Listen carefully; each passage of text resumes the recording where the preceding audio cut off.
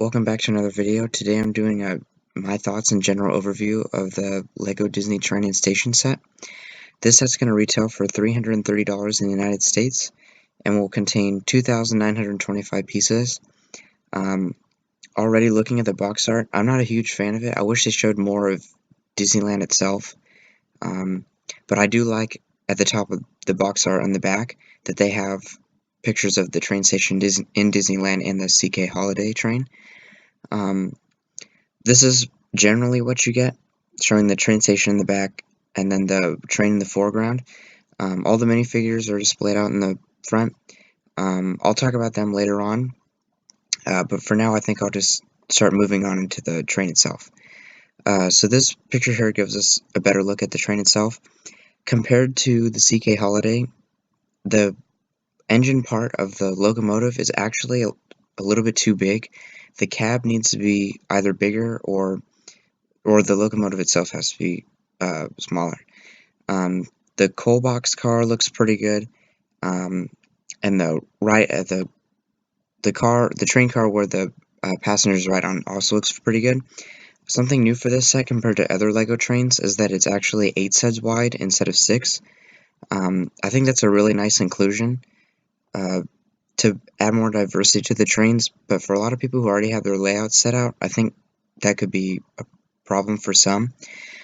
This is a really special nod to Walt's train that, or toy train that he could barely ride on. That gave him the inspiration to have the train in the park in the first place, and therefore why we got this set. I'll just point out that R&RBrick said that first, but I like that little tidbit of information. Here is the complete and entire set that you get. So obviously you get the new color for the brick separator, the figures, and then you get the full loop of track. Instead of just being a loop, I like that it's an oval shape. So you get, I think, 4 straight pieces, which is really nice because you can display the set just like this and it'll look great. Or you can put the train on either end of the straight tracks to make it look like it's coming back to the station. Looking back at the train, as I had predicted in the last video, there was no light piece or light up piece for the light box in the front of the train. But I think as I said, it was perfectly fine.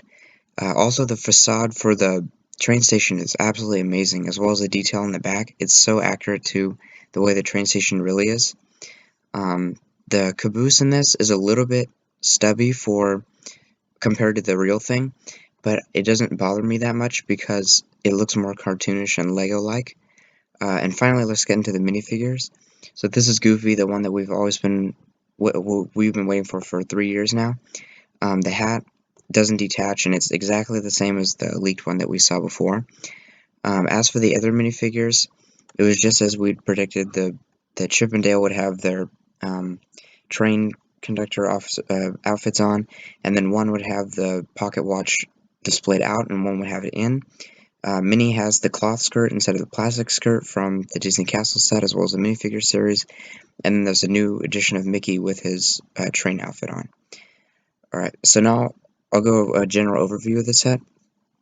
I don't actually think I'll be picking this up, although I am glad that they made a Disneyland set.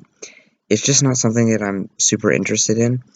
I love all the new adjustments that they made to the set to make it different from all the other trains, and I love the attention to detail with the train station. There's really nothing wrong with it, but it's just not for me. I think it's a little bit too expensive, and I'd rather get the LEGO Disney Castle.